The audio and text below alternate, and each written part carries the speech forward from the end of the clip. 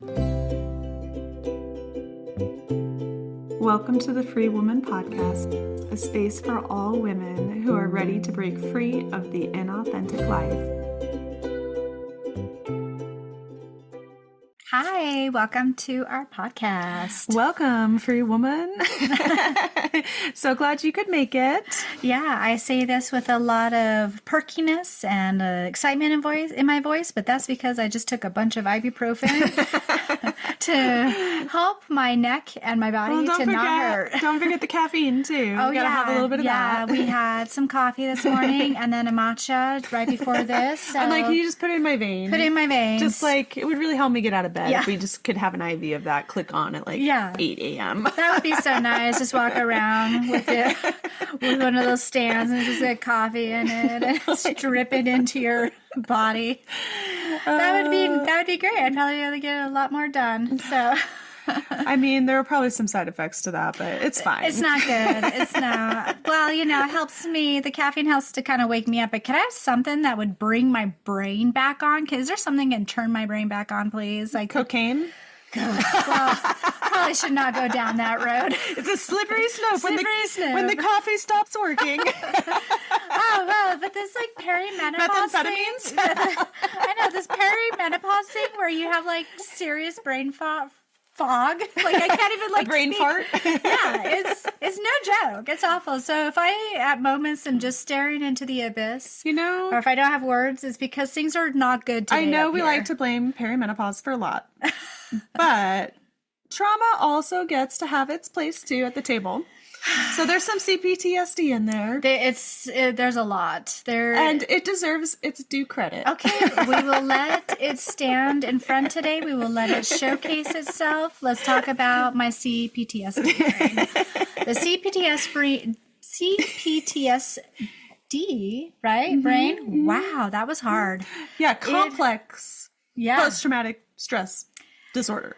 Yeah, I have found out that I am neurodivergent, that I also have... Well, having CPTSD is a form of neurodivergence too. Oh, really? Did you know that? No, I did not. Yeah. Oh, that's really cool. So, yeah. I have it all. It's a fun little cocktail. It is a fun cocktail.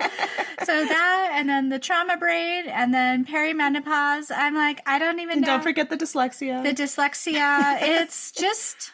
Thank God I have you for a friend to correct my words sometimes. I find it so fascinating, especially working with trauma survivors, being trauma survivors ourselves, what trauma does to the brain. Well, for me, it's just made me really dumb. Is that fair? Should we call it dumb? I know. I feel mentally handicapped sometimes. I just had to throw in a little humor in there. The handicap is probably the perfect word. It's made me feel even sometimes paralyzed. And I've talked to my therapist about this because this is something I've been trying to work on, is sometimes I feel like I have a little bit of a stutter in my brain. And what made me realize this is when I understood what happened to people who actually have a stutter, which is sometimes when I was younger, I thought I was going to almost have one, but I didn't. It's more in my thoughts, in my brain, especially when I want to, when I'm in a confrontation with someone that scares me, which is anybody with authority. That reminds me of my father. I was going to say everyone. Everyone. Yeah, I have a really hard time forming words. They're there, but they're stuck. And well, I've noticed, how your trauma can become kind of like your superpower in a way. I've noticed that you are very thoughtful with your words, probably because of that stutter. Oh, thanks. And so you really have this kind of calmness where you speak very deliberately. And I think that's actually great because so many people, they just throw up words and they don't even mean or think about what they're saying. Oh, well, thanks. You're making me blush. Oh, yeah. It's gentle mothering. Well, I know how scary it is to feel attacked and to feel afraid when someone's trying to tell you something honestly. There's a way to be honest with someone without feeling like you're making them feel smaller than you. Or also, I also have a fear of being... What? Are you sure about that? Yeah. I thought the only way to have a conflict was by belittling the other person. Well, majority of the people out there think so, but there is another way. Raise the fists and you get ready to go. Yeah. Yeah. It's actually amazing what kind of conversation you can have with someone when you are kind and gentle with them with your words and just see them as another person. Well, it's like how we had missionaries stop by the house. Yeah. Night before last. Uh-huh. Right. They rest on Sunday. So night before last on that- Saturday night. And they just were, I could tell how surprised they were that someone who is a non-believer was so kind towards them. Yeah, they were. I could tell. I was in the background listening with our daughters. Yeah, she was hiding while I had to go out and deal with the confrontation. So I'm going to run up to the door and be like, we don't believe, go away. You're in a cult. Run, save yourselves, darling girls. Don't go through what we went through figuring it out. Yeah, but it's that same thing as, I grew up in a cult. I grew up in the Mormon cult. I grew up just heavily indoctrinated. And at their age, I would have probably been doing the same thing. I was spreading the good word. And so it's nice to have that perspective, to just be at this point in my life and be able to see them at their place and give them some love. Yeah, and I think I know someone's going to be more willing to listen to you when you are speaking calmly and from your heart and like with love, like what you were doing. And you were just gently telling them your story and why you left the church and when. And I think they were quite shocked, but they weren't on defense like typically would have happened if you were being aggressive or kind of starting to raise your voice. I just think you're dumb, and I just think you're in a cult, and this is stupid, and you're stupid. Of course they're going to have their defenses up. I mean, they were taught to expect that and have their defenses up. But if you're just like, oh, no, I left because of this. But this is kind of what we were wanting to talk about, and that's how growing up in narcissistic family systems, how it shapes you. Yeah. And if you do walk that path of self-awareness and healing and addressing your trauma, there does kind of come this awareness and compassion for just the pain that everybody is walking around with. Oh, yeah. And you just see everybody like who haven't figured it out. And you're like, wake up. Come on, just wake up. Come and join us. But, everybody's... But, we've been on that journey, so we know what it takes. I was in my abusive relationship for 13 years, my marriage, and that was a journey I had to walk on. Like, nobody was going to be able to save me or pull me out of that earlier than what happened. Yeah, I wasn't going to listen 20 years ago if someone told me that my ex-husband is an abusive prick. You're in a cult. He's abusing you. Run away. Yeah. No, I wasn't. But what's funny is like now when I do think back, I did have a few people or women or friends that I had were like, you can do so much better. I had that too. And I was like, no, but I love him. I know. And in my mind, I was like, well, yeah, you're probably right, but I love him and he's my true love and la, la, la, la, la. Yeah. And so it's the same thing I've noticed interacting with other people, noticing their wounds and their patterns. And there's just this compassion in me for that. You're only as aware as you are aware. Exactly. And most people are doing the best they can with the knowledge they have. Well, and just like how we had to go through each step that we went through in our life and our experiences to learn, like we had to experience those things in order to wake up, for our minds to wake up, to finally see, or, go through so many like hard things that finally you're like, I'm not doing this anymore. It's the same thing with everybody around you. We are all walking our own path and we are all learning however we're going to learn. We can't force someone to see the way we see. As a mother, you see that with your children. If you are a self-aware parent, you recognize that although you might know what they need to do, they have to walk that path themselves. They actually have to take they're going to have to get the bruises and the scrapes and have the falls. And as this loving parent, you just are there when they want you to be there. You have to watch, and it hurts and it's hard. But I mean, I think that's just what you just said, like a open-minded parent does, because how else are they going to learn? They can't learn by being coddled throughout their life as well. Well, and having both had parents who weren't very self-aware, who were in their patterns, who were probably pretty high up there on the narcissistic scale. My parents had no self-awareness whatsoever. Yeah. And still my parents don't. had a little more, but there were things. Yeah. Obviously. Because here we are. Yeah. And so it has affected the way I mother. Like, this is the beautiful gift that comes from going through abuse, is you are so much more conscientious in your own parenting or in your own interactions with, the missionaries who show up on your porch. Yeah, I mean, it has been... Once you move through the trigger part. Yeah, I know. I was like, wow, she's just still talking to them. She's just... And then, I mean, I was feeling kind of triggered. And even the girls, our daughters, were like, oh my God, she's still talking to them. But then after a few minutes and I realized what you were doing, I was like, oh, this is actually really cool.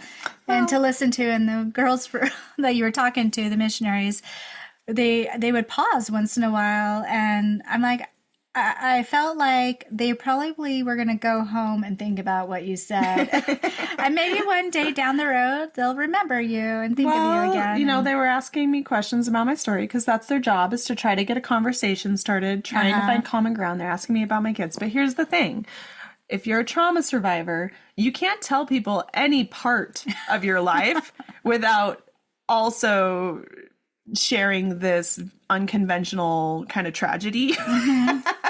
Yeah, no, my oldest, I have 4 kids, but my oldest doesn't live with me. No, I'm remarried. Yeah, no, we're divorced. I got divorced. Oh no, I used to be Mormon. Yeah, but I had my name removed. Oh, why did I have my name? Oh, okay. And so it is, I think, very unsettling for people in general. I've noticed when they ask me about myself and I respond honestly. It's kind of like when someone's like, how are you? And they expect you to just be like, fine. And you tell them the truth and they're just like, oh, well, actually today's a shit day. Yeah. And they're like, oh, I don't know what to say. Oh, I just cried all morning because I had a flashback. But here I am grocery shopping because someone's got to make dinner. Yeah.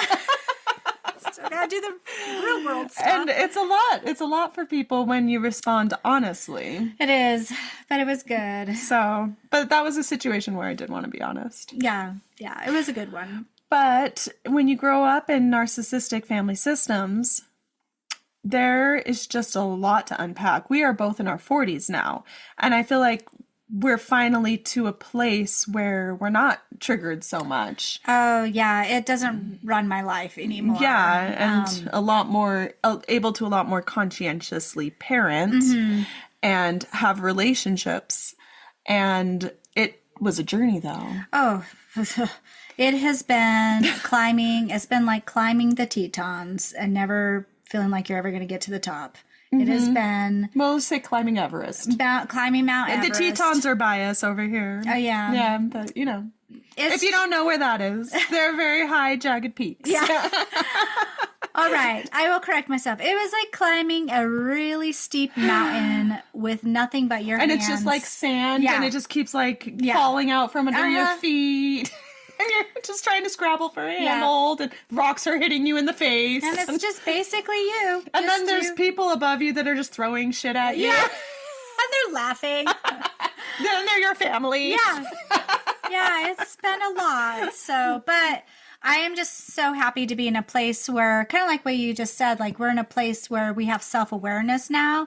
And if I even feel a trigger is coming on, or if I am triggered, I know what I need to do. You're able to take that beat, that pause, and address it rather than just react. Yeah, I can manage it, or I'm like, okay, I need a therapy session so I can maintain my mental health for this week, because this one's really getting to me. This one's bringing up a lot of old self-sabotaging patterns that I usually do, or old coping mechanisms, but I don't want to do that anymore.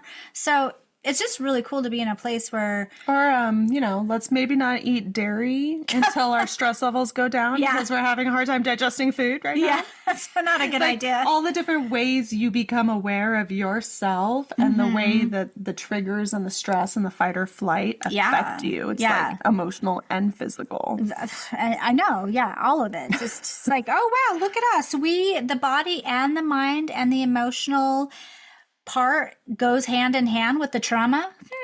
Yeah. Who would have thought? It's really cool though, because although it does take longer, I feel like if you grow up in a narcissistic family system, if you experience a lot of abuse as a child, you do start adulthood with a handicap. Like you are behind the ball, like you don't have the confidence to go out there and pursue your dreams.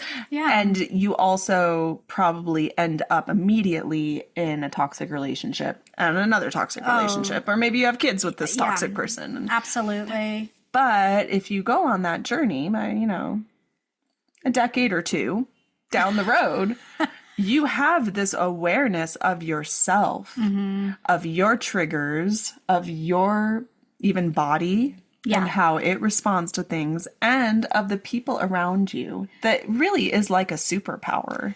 Yeah, and it's great if you are a parent, once you are doing this, like this journey, and have all this awareness, you get to pass that on to your kids. And you also, like we were kind of saying earlier, when you have to let your kid just go experience something, because it's going to be the only way they learn. And even if it makes you sad. Like, I hate seeing my kid hurt. But your kids are, and we've both done this with our kids because we have abusive exes, and so they're on their own journey, our children.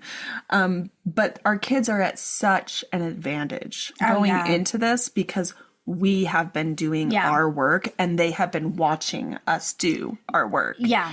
Well, and so they got a leg up. Yeah. They have one toxic parent and they have one parent that's doing the work. It's the best education. It's such a good education, because even if they have to go through this now, I mean, like when they're going to step into adulthood, they're going to already have two separate dynamics, healthy, non-healthy, and they'll be able to judge themselves what to do and how to handle it. And they're going to, because we all have to make choices, they're going to have to make their own choice and then sit with the consequence of whether it was a good or bad choice. Yeah. Because we are showing them, we are teaching them, and hopefully they have a head start in life versus the shit show that was our 20s. Yeah. Yeah. And 30s. But we're kind of starting at this from here where we are now. Let's rewind it back.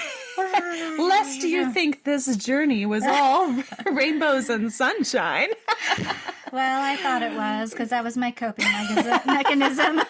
I painted a picture. Disassociation is a great coping mechanism. Well, it's really one of the best. I needed something. I needed something in that rat hole that I grew up in. So we both grew up in highly narcissistic family systems. I feel like my family might be in denial if they were to hear that. But what is so interesting is your family was very much like overtly abusive. Yeah. My family was very much covert abuse. Yeah. And so we have similar traumas, but our family systems look completely like very opposite different ends of the spectrum when it comes to narcissism. Yeah. I mean, you knew my family was getting abused. I mean, everybody knew. Everybody knew. And guess what? Nobody did anything. Yeah, everybody knew in your church, in your school. They knew the extended family, everybody, your grandparents. They knew you guys were getting knocked around. They knew it was not safe. They knew, my dad was explosive. He was scary. Beat my brothers with a horsewhip sometimes. And one of my brothers is handicapped, and I watched him chase down my brother who is limp on the right side because he had a stroke as a baby. And I watched my dad chase him down and put him in the dirt and, just trying to get my brother to submit to his will. And it really does something to you. It's terrifying. There's a reason that you disassociated. Yeah. I mean, if you have no option to run away or to rescue yourself from a situation, your options are very limited. And disassociation is a common coping mechanism. Yeah, the hardest thing for me has been learning to go into the times I disassociated, see the truth, but then it's been really challenging as an adult to not use my coping mechanisms anymore and sit in reality and the truth rather than trying to hide away internally. Because when I do that, it's like I'm not getting the full embodiment of the experience, and which can cause me to not necessarily have the right boundaries afterwards, because I'm like, oh, it wasn't so bad. But I've had to learn to actually be in my body and be present and teach myself that I'm safe and me now can protect myself. And it's been really hard. It's been really scary. Yeah. But as I've been doing it for the last 3 years, I would say, where I've been really making myself be in the moment, even the scary moments, I've been realizing that I am safe. I'm still alive right now. And it's kind of shocking to me sometimes because it felt like it could be a close call there for a minute. It was. Well, it did. It felt like death was knocking at my door because that fear is so inside, is so overwhelming. And I feel alone. I feel I'm alone. It is up to me. It has always been up to me. Yeah, to figure it out. Those really dark trauma emotions, no one can do that for you. No. You just have to face that fear, that trigger. Yeah. Yeah, that feeling that you're going to die or something horrific is going to happen. It's almost like a storm coming in on the inside and it's going to swallow me up. And I had to learn to be present even in that. And I had to tell myself that we are safe. We've said this before, tapping really helps me, especially tapping right at my heart and just remembering to breathe. And I am protecting me now. I am keeping me safe now. And I had to overcome some big, scary moments. And then they passed by. And I was like, I'm still alive. And we are still all put together.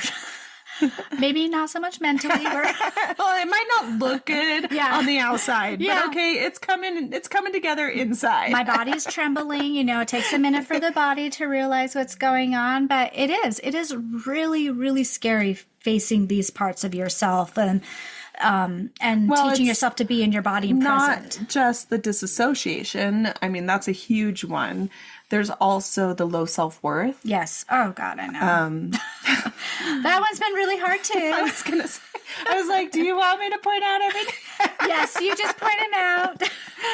Yeah, there's low self-worth. There's self-sabotaging. Mm-hmm. There are so many things that come from growing up in an abusive home or a emotionally absent home or just this narcissistic trauma that comes from being the scapegoat in the family. Yeah. Well, and I think for me, the self-sabotaging comes because of the low self-worth. And there's a part of you that just believes you do not deserve to have something good. And it's familiar. Failure, being at the bottom, that is a familiar place. It's comfortable. And if you start to do the things that are going to take you out of that place, it can create feelings of fear and terror and it's kind of like you're in a safe crate or kennel, like a dog. Yeah. And you're being asked to step out of this crate. Yes. And you're pushing yourself to be seen as well and being vulnerable. And that is so scary also because, again, it comes back to, am I safe? I don't feel safe. And so it's almost easier just to self-sabotage and keep yourself in that little dog crate because I'm familiar with that. I know how to make that area look beautiful. It's super pretty. It's pretty. It's got blankets. It's got a pillow. Yep. It's beautiful. I know how to survive in that. There might be a little poop and pee, but it's fine. It's fine. Just spray it. You It's just fine. spray it and it smells fine. But Nobody needs to know. Nobody needs to. It's safety. That cage is safety. And that is what trauma work is. It's taking steps towards leaving that cage and finding freedom. And you feel like you're going to die. You feel like stepping out of that familiar environment, it feels like you're going to fall off a cliff. Yeah. You're just free falling. Yeah, and you feel it in your body and your mind. It's awful, but it just takes some time. Yeah, some practice. Let's see what else. What else does growing up in narcissistic family systems? Well, the low self-worth is a big one. That was the hardest one for me. Well, I also had this belief, and this was deep. This was like deep underneath. I've only recently unearthed this one. Like a year or so ago, and it completely blew my mind because I would have never realized, I never had realized that I was carrying this with me. But this belief that I am just wrong, that I am just the problem, that I just need to almost apologize for my existence and constantly be accepting that I'm at fault. Yeah. It's almost hard to verbalize, but it's just this very, very deep foundational belief that I am wrong. Yeah. It almost feels like you feel wrong for even taking up space, even for existing. And it affects how I walk into a room, how I walk out onto the stage, whether I want to write a book or create a business or be on a podcast. Hello. That has always been this energy of I don't belong here. Well, and it leaves but it leaves you apologizing too for even all the time. And I've seen this. Thank you so much for listening. This must have been such a burden on you. Yeah. I've watched you as you've healed this one, and even being around other people, and you've felt like you're just too much, and I'm like, you're not. But you have helped me with this one. And I'm you're not too much. You're just genuine. And that makes people uncomfortable because people are not used to genuine people. They're not used to the honest answer when they ask the question. Yeah. They're just used to the pretend because everybody's pretending so much. And you don't do that. You did not come with that. Well, I would say you've healed that. I know you said you did that when you were married. Well, I know how to do the performative. Yeah. I can turn that on, but it is very exhausting. Yeah. And sometimes the switch malfunctions and I let a little bit of truth out without meaning to. Yeah. It's just the autism. Yeah, the autism. And discovering that in myself also, wow, I just cried and cried and cried. And cried when you discovered you were autistic, and I was just I am there. There's nothing wrong with me. I just have this different brain. You process things differently. I just process things differently, but I'm so high masking that I never realized that was what that was. Yeah, and a lot of female autistics have that. Because girls tend to be more socially intelligent. And so we don't have that part as much. Yeah. And I think we just kind of live in an area where a lot of people do just pretend. And it's hard when you have this amazing gift. Well, that's just the world we live in. Look at social media. Yeah. Oh my God. Yeah. But it's been fun watching you discover this about yourself, and it's giving you this freedom, because I've seen it the whole time. I'm it's okay if you just made them feel uncomfortable.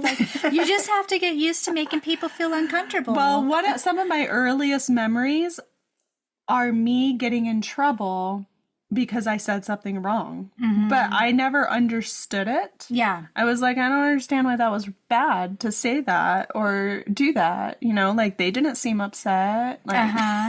It was just the truth. Like, Yeah. we were just having a conversation, but my mom would get so upset and I would get in so much trouble. I would get that like death stare and that withdrawal of affection and love. Well, yeah. And so it's just this feeling that something's just wrong with me. I was a true speaker as a kid too, and it was not good. That's always who the scapegoat is. Yeah, so- You're always the one that sees the truth. Like, you just can't help it. You just see it. And then you say the truth, and then you get in trouble. The family recognizes that you are this little wild card here speaking truth. Yeah. And so you have to be put in your place. You have to be taught that you are the problem. You have to be made to think that you are wrong. And to actually, just a lot of gaslighting, and if there was a song to summarize my childhood, it's "How do you solve a problem like Maria?" From The Sound of Music. I was always the problem. I don't know what I was doing because I didn't drink, I didn't party, I didn't do drugs, but I was the problem and I needed to work on it. Well, you were not the problem. The problem was your family's system and dynamic. and something about just who I am ruffled that system. Yeah, and then, you get married, and then you have your own kids, and then all of a sudden... Well, and I married someone that embodied this dynamic. Yeah. And so I was always the problem in that relationship too. And it just drove the nails into the coffin. We were done. It was set. Yeah, well, that's what happens too, is like growing up in abusive homes, narcissistic homes, you are most likely, unless you are very lucky, going to go straight into a relationship or marriage like your family. You're just going to step right into the same type of abuse. Yeah. I married my mother. Yeah, well...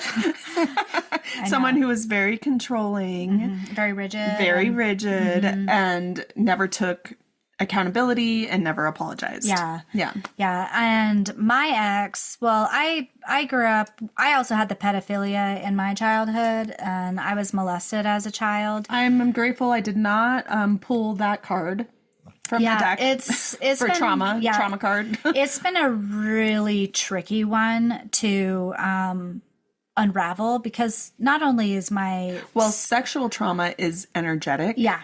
And so it's sometimes, like we've talked about, it's even just the way they tickled you. Yes. And so it can be really hard to unpack, especially if it started in childhood. Well, I knew at a very, very young age that my dad was disgusting and a pervert. And that's what I'm still trying to unravel and understand. And that is one of the reasons why I never felt safe, is because of that. But because I was molested as a child, it just did something to me very young. I numbed out. And then even though I knew it was not normal, a part of me thought it was normal. Even though you knew you didn't like it, you thought it was normal. Yeah. And then I numbed it out. And, this was like my whole childhood. It wasn't just being touched inappropriately. It was also like the games we played as kids. So there were so many things that happened that when I went and I found someone, lo and behold, he had also some sexual trauma as well. And he also did a lot of things that I should have said no to, but I said yes to because I thought I was supposed to. I thought that this is what love is. Well, that's the thing. It's like when you grow up in these toxic family systems, there is this, you are taught, here's another trauma, you are taught to doubt your inner voice. And so that inner voice, that inner intuition that says, I don't like this, I don't want this, you're taught to shove it down. And not boy, did I ever. Say no, not have boundaries, not create problems. And so you end up with very dangerous people, unhealthy friendships, because you don't know how to advocate for yourself. Yeah. Or even what it is you want after a while. You don't even know what you want. I know. And that was me. It was it was so foggy. And also being raised Mormon too, and being taught my body belongs to my husband.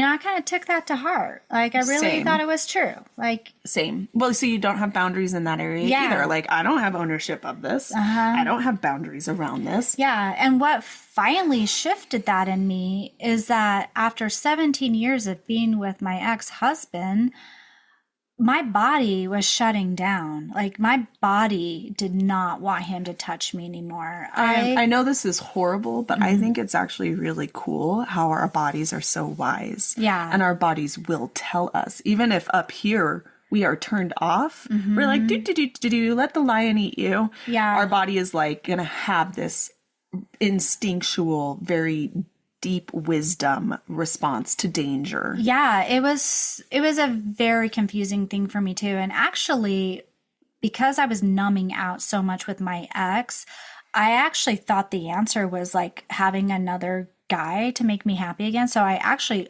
almost cheated on my ex-husband because I thought that was the answer to finding happiness. And then it, like, when it almost happened, I actually was like still numb, and I was like, oh, this is actually not the answer. This is not what I want. And then after that happened, everything turned off inside of me. It was like a total system shutdown. Well, because it reinforced that belief of I am the problem. I am wrong. I am bad. Yeah. Right? It just like drove it home. It drove it home, and then obviously abusive spouse takes full advantage of that. Yeah. Loves that you're the bad guy and they can yes just whip you relentlessly. Because he was actually everything I thought I was actually who he is. I thought I was the bad guy. I thought I was the cheater. I thought I was the loser. Well, that's what abusive people do is they put their stuff on you because it's the best way. It's Darvo, right? They redirect and then they attack. And it's the best way for them to protect themselves from consequences is to preemptively put it on you. It's so confusing, but once you get out and you do all the healing and you do therapy and you have an amazing best friend to talk to about these things, it's like when the light bulb goes off and you're like, oh my God, I'm not the bad guy. And I've carried the bad guy thing for even years after the divorce. Like, it's taken me a long time. Hard because it's something that's been ingrained in you from childhood. And neither of us had a parent who was contradicting that. And whether, like it or not, hate your parents or not, what they, like how they treat you and what they believe about you shapes your reality. It does. And it's really, really hard to undo that. It takes a lot of time, patience, dedication, and it takes actually going within and self-love. Like, this is what self-love is doing this kind of work. It's just so tricky because you have to even think you're worth the work. Yeah. You have to even think you're worth the divorce.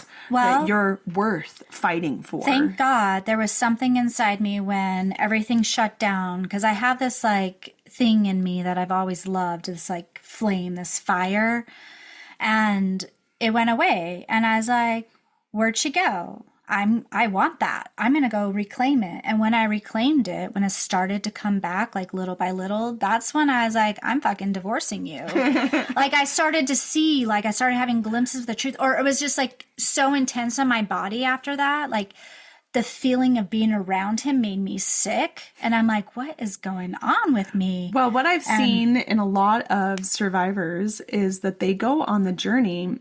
Initially, the first few steps aren't for themselves. It's because the narcissistic spouse is telling them that they're the problem and that they need to work on themselves and they need to go to therapy and they need to fix their jealousy issues and this or that. And so that's how it happened for me. Is I started doing a lot of self-work because I was being told that I had jealousy issues and that I had insecurity issues. Sorry, I'm laughing because I know the story and I'm like, you were not. He was bringing in another woman. Yeah. And so I started doing all this really deep self-reflecting and self-work.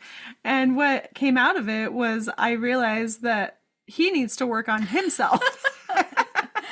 I'm like, I think maybe I deserve better than that. I think I deserve to be treated better than the way, you treat the dogs. Yeah. I'm like, wow, you yell at me and shit on me more than you do your own dogs. So I just feel like I think maybe I deserve better than that. So some self-respect. Like, could I at least have what Lucy's getting? Yeah. I just feel like I need a little respect from you, Like, is that too much? And so it just started with the barest minimum, and that's what sent me on the journey. But it's been 7 years now. And like I said, it was only recently that I've been like, wow, I have this really deep-seated belief that I am just a bad person. And I don't even know where it came from. Like I said, I think it's from those very early memories of just having love withdrawn from me for expressing my authenticity. Yeah. Well, you also have said that, your mom really didn't like touch. That was really hard for her. So you also didn't get a lot of that comfort when you were little too. There wasn't a lot of physical affection. There wasn't any physical affection. There wasn't any emotional intimacy. We were like lost children in my home. And so although our needs were met, food, clothing, we even had extracurriculars, everything was very and there was money. My dad he made good money. And so we always had nice things and nice homes and nice schools.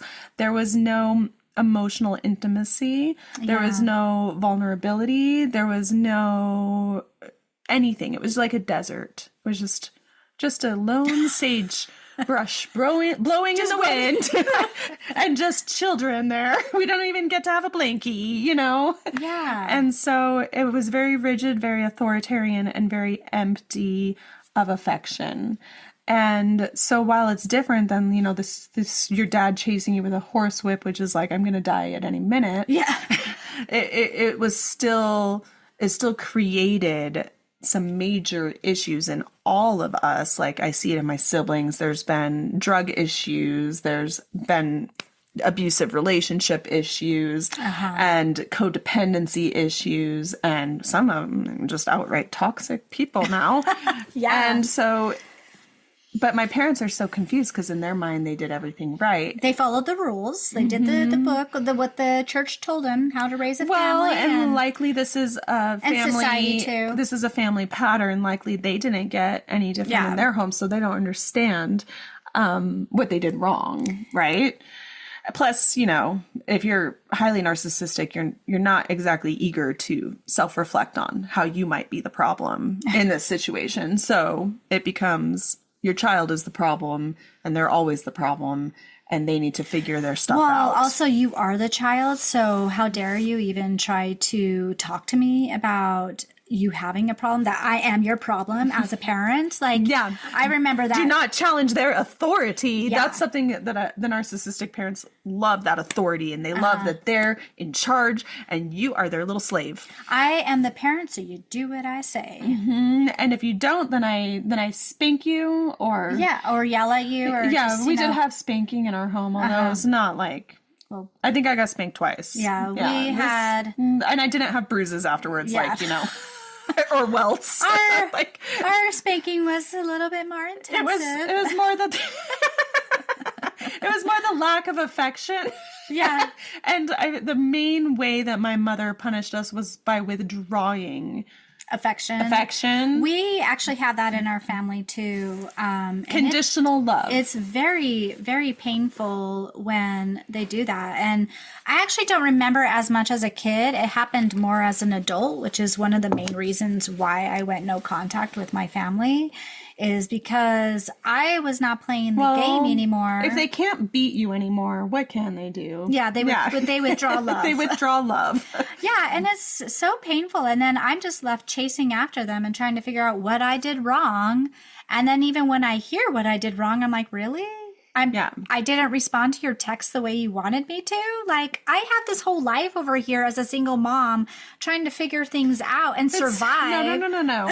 This is a narcissistic family system. You are not allowed to have needs. Oh, that's right. You are meant to exist for them. Oh, heaven forbid. And if you violate that at all, then you are bad. Well, I was bad because You're very bad. I was bad because I stopped playing the game. And the less I played, the madder they got. Yeah. And it was starting to become, starting to become pretty painful. And so finally, with the help of my therapist, I went no contact because I was like, I don't feel safe anymore. Yeah, the conditional love is really painful and really abusive. And that is the primary method that my family used because, we didn't beat each other. And so it's much more covert, much more passive aggressive. And it wasn't until a few years ago when I finally, was far enough along on that journey, had broken free of my abusive marriage and started exploring relationships from a more self-aware place, that I put that together, that I had only ever experienced conditional love my entire life. That is all I had known. And then, we had to cry about that one for a while too. Oh yeah. Sometimes it lasts like a month, those tears. The first one's like a big old wave of just mourning, but yeah, it takes a while to grieve all that. And just when you finally see the truth of your family dynamic and what your placement was in that family dynamic too. And the fact that you have never actually been loved. Yeah. That's a hard one.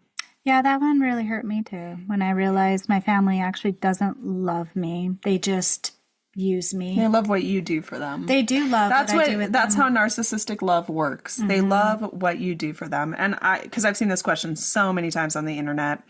Do narcissists love? They love what you do for them. They love how you make them feel. They love the money you provide. They love the easy sex that you provide.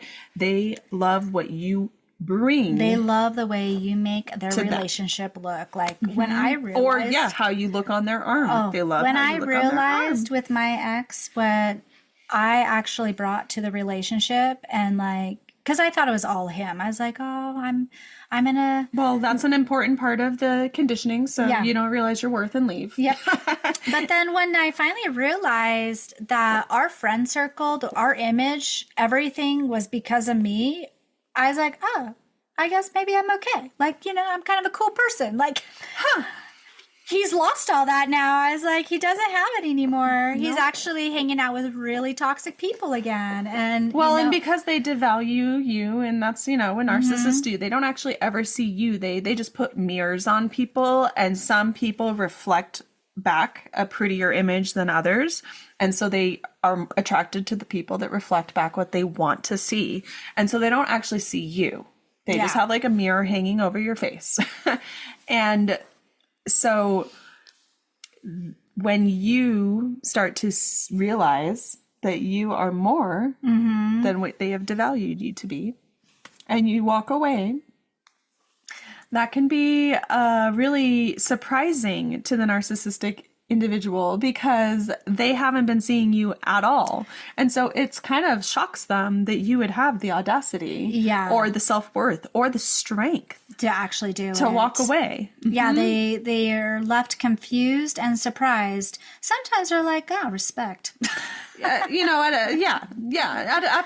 they're done punishing you, they have to punish you for a while. They're like, she's better than I thought. You have wounded their fragile ego, and so they have to go into their narcissistic rage and seek vengeance and try to hurt you and destroy you and destroy everything around you. Light the entire world on fire, including themselves. I was like, I used to say my ex would light himself on fire just to get smoke in my face.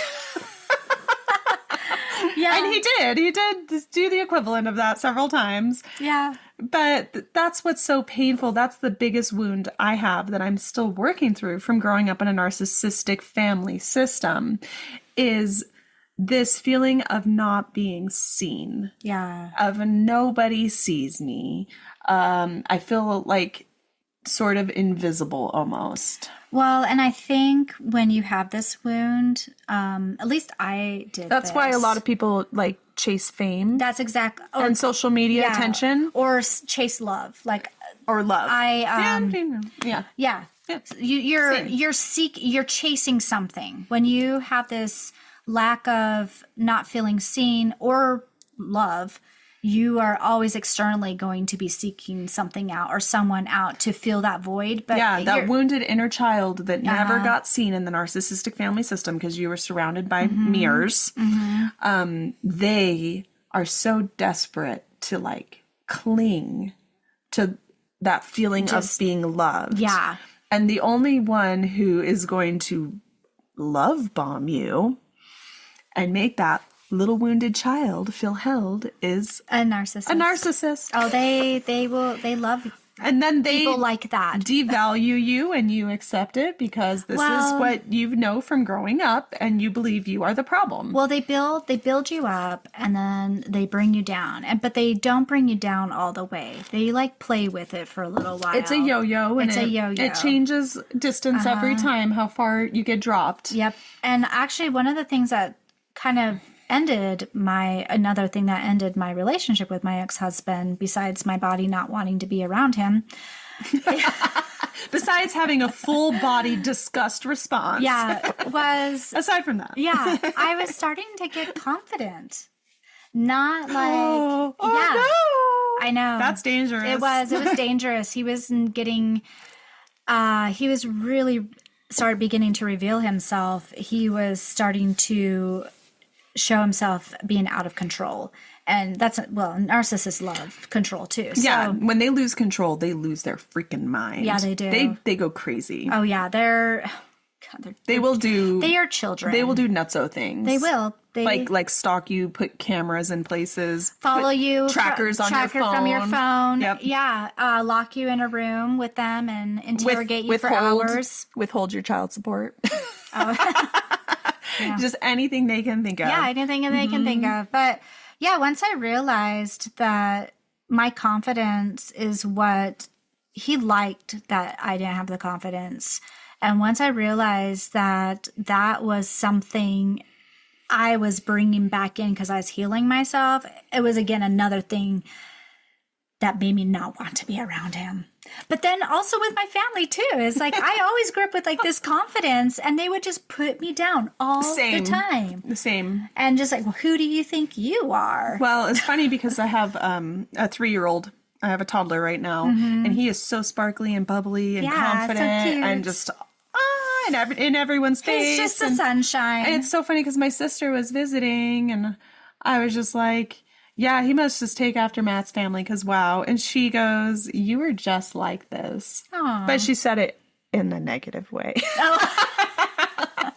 Like you were just so much for our family to handle because you were just so bubbly and so bright. And so I'm like, happy? Because I was happy and I wanted everyone to be happy and laugh and play and sing. Well, narcissists just cannot stand anything that is joyful, pure, because it's triggering the thing inside them that's wounded. So they have to just come and trash on you. Well, they're like a happiness vampire. They are. They're the only ones that are allowed to be happy. And if someone is happy separate from them, they have to go and just like suck that right out of them. Yeah, they have to like put you down. I mean, I can remember with my... You can be happy for them. Yeah. You're allowed to be happy for them. Yeah. But that's it. But that's it. You can't be happy for yourself. You can't have your own happiness. Yeah. I mean, I even remember with my siblings, we actually used to do this to each other because there was so much abuse. Well, you're conditioned and trained. Yeah. It's part of the narcissistic family dynamic. Yeah. And so the parent abuses whatever kid, all the kids, maybe one in particular. Yeah. And then that kid abuses siblings. Yeah. Yeah, I do remember actually when my sister was kind of blossoming when we were little and she would sing and start doing her hair a certain way and I would get so mad at her. I would just be like, stop singing. It like drove me crazy. I hated when she was like styling her hair a certain way and I was being so mean to her. And you know, now as an adult, I can look back and I can see it's because of the the dynamic that what was happening in our family. But, you know, at the time I didn't understand what I was doing, and I feel horrible now, but we just did it all to each other. And even as adults, But here's the we thing, continue to do it. as a mother, it is my job to help my children learn how to treat each other. Well, my mom did not do that job at all. So I understand, because, you know, there's guilt over the things that we did once that awareness comes in. But I think there should also be a recognition that you, and I say this not to Kat, but, you know, to listeners, you were the child. You were the child. So have some compassion with yourself, because children are very receptive and vulnerable to what they are exposed to. Yeah, it's awful. It's the parent's job to step in and say, you don't talk to your sister like that. Yeah, and it never happened. But or let's address you. What are you feeling right now that you felt the need to say that to your sister? Oh God, like, what's going on inside? Never asked that question. I was just putting down more. Well, no, nobody asked me what I was feeling. Yeah. There was just this icy cold glacier that would come down, and then I would be ostracized. Yeah. And then I had to figure out how to get my way back into their approval, usually by doing something performative that made my parent look good. I know. But, you know, growing up in that and like remembering how I felt and what I would do to get that relief from whatever pain or whatever was going on inside me, and then putting it on my sibling, it has helped me to understand abuse and narcissism better, because I was just exposed to it so much. Yeah.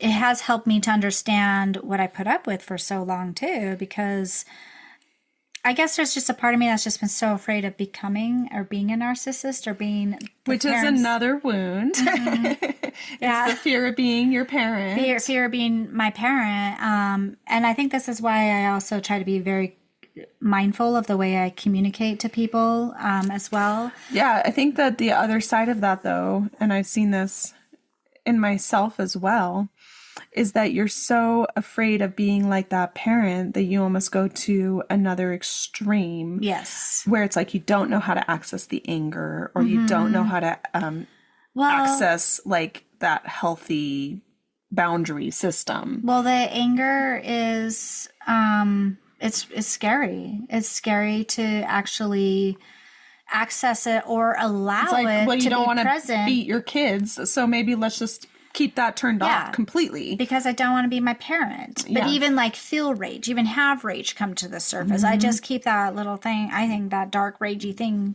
push it down. And we have discovered this, in order to raise children, you have to be able to access some amount of like that boundary making system. Yeah, you do. You have to be able to discipline and give consequences. But when you've only seen discipline in this super abusive, toxic way, it's like you're reinventing the wheel from scratch. It's like, well, what should this look like? How do you tell your kids no? Yeah. How do you have consequences with them that's not beating them with a horse whip or just icing them out and depriving them of love? I know it is. It's been a journey trying to figure that out with my children. How far do I go, and how much do I hold myself back?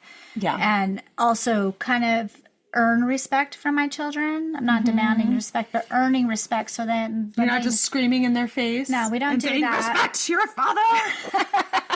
No, or I will beat you. Yeah, nope.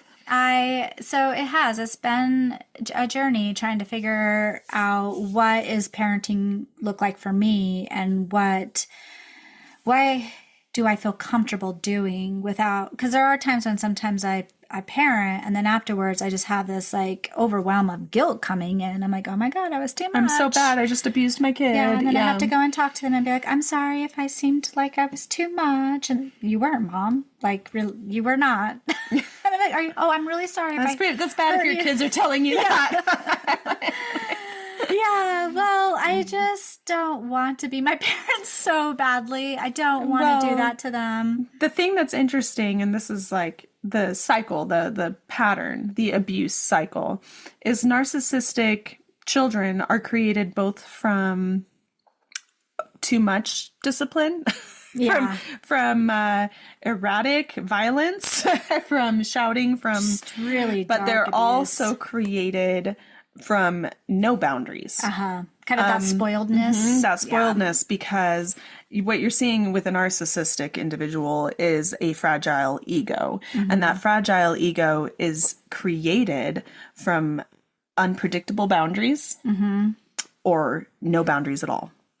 And so it's kind of an interesting thing where the abuse shuts off our boundary making system. And then we have children and we have either erratic boundaries or no boundaries. And then the cycle continues, right? Where then they become little narcissists. Oh, it's harder to undo when they're little and they're already little narcissists. So. It's a hard one to come back from. Yeah. But that's what I find so interesting about, you know, our journey is we grew up in highly narcissistic homes. And then we went on our journey with our narcissistic spouses. And now here we are on our own healing journey and we have children. And our children have the pattern in them because they're fathers. Because their fathers are this way. Yeah. And so not only are we healing ourselves, but we are bringing awareness as we deal with our wounds, like that we've been talking about, that insecurity, that lack of self-worth, lack of boundaries, that belief that I'm bad, the lack of boundaries, these things, as we heal them, we are able to bring awareness into our children and point things out and help them also step out of the family pattern of abuse. It's so cool to see. I mean, we've both been seeing it with a few of our kids. And I'm like, man, that's just the greatest reward I can have as a mom. It's like, I'm doing it, you know? Yeah. Well, and that's what I'm saying. This is the reward. Yeah. I was like, it sucks and it's hard. And you definitely feel like you came into adulthood behind the game, right?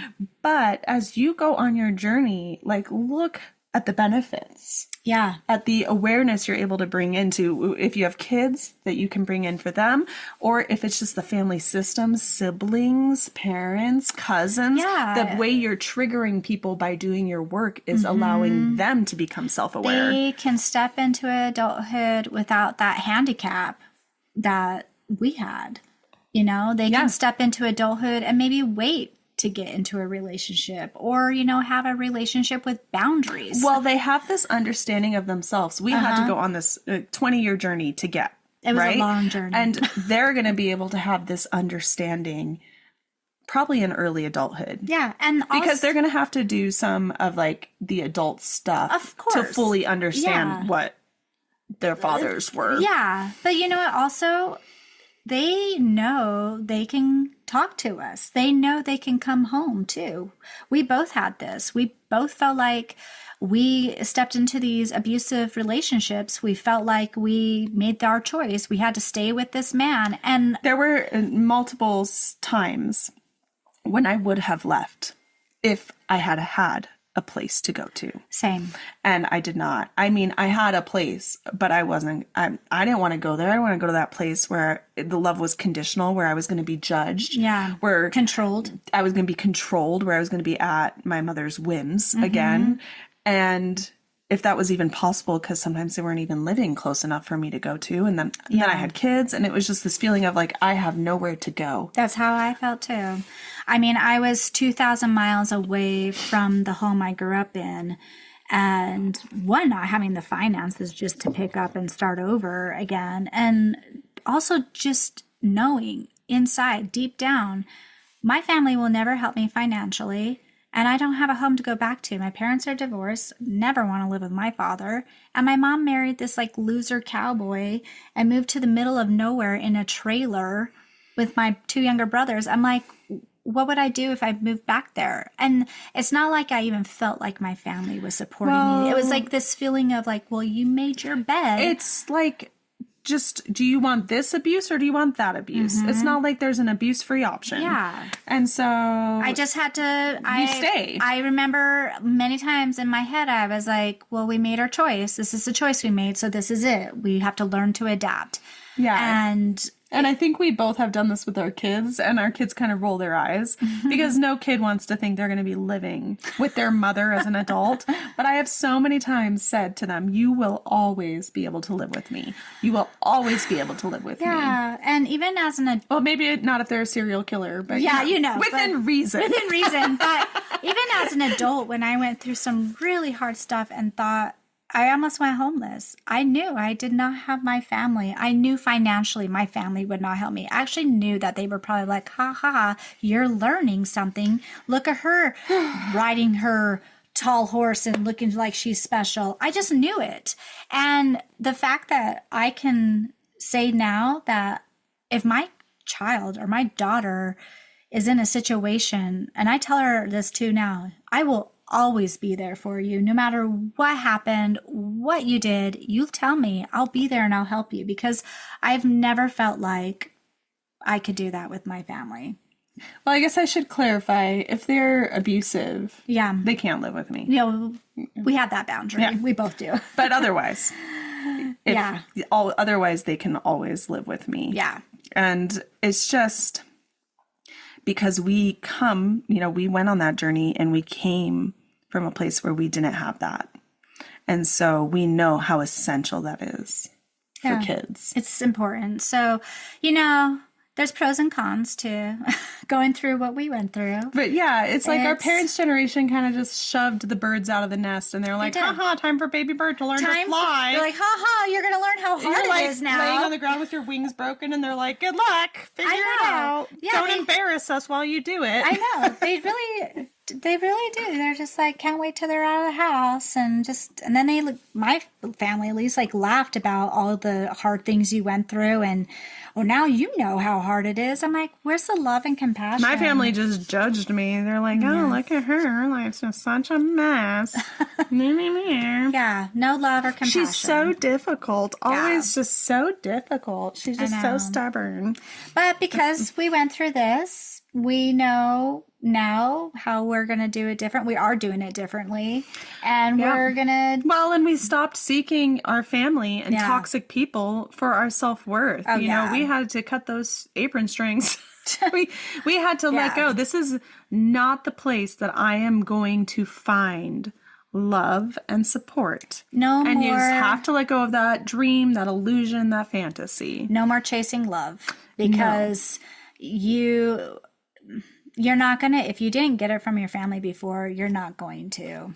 Yeah, and learning to stop chasing. It's really interesting. Much higher quality of people in my life now that I've stopped chasing in general. Yeah, same. It's like, okay. I'm like, one, I'm too exhausted to chase, and also I've just finally have realized that is not the answer to success. That is not the answer to getting what I'm seeking in my life.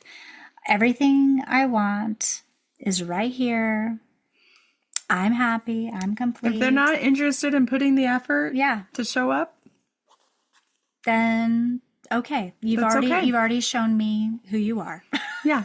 I'm worth someone that's going to put in effort. Yeah. Oh, wow. man. Well, thank you for listening to us talk about our past. Well, I hope that it's helpful, because I know that there is this similar patterns, similar journeys for survivors of abuse, for the scapegoats of the family. Yeah. Hello, scapegoats, right raise your scapegoat. hands. And I just hope that you realize, listening to our stories, that it is worth it. It is worth it going on the journey. It does matter. It does make a difference. It does. If you don't have children and it's just you, just the people around you that you may not even realize that are noticing, you may just help one person without not even knowing. Just not being a toxic person walking around with this toxic waste inside of you. It's like being an individual that interacts with the world in this way of like we were talking about, love and compassion, recognizing other people's wounds, not reacting based on your triggers, having healthy boundaries. You are just spreading good everywhere you go. You are. It's this beautiful ripple You are effect. a white blood cell in a disease-ridden body. So thank you for existing. Thank you for existing. Yes, we need more of you. And if you're doing it, good job. And just keep going.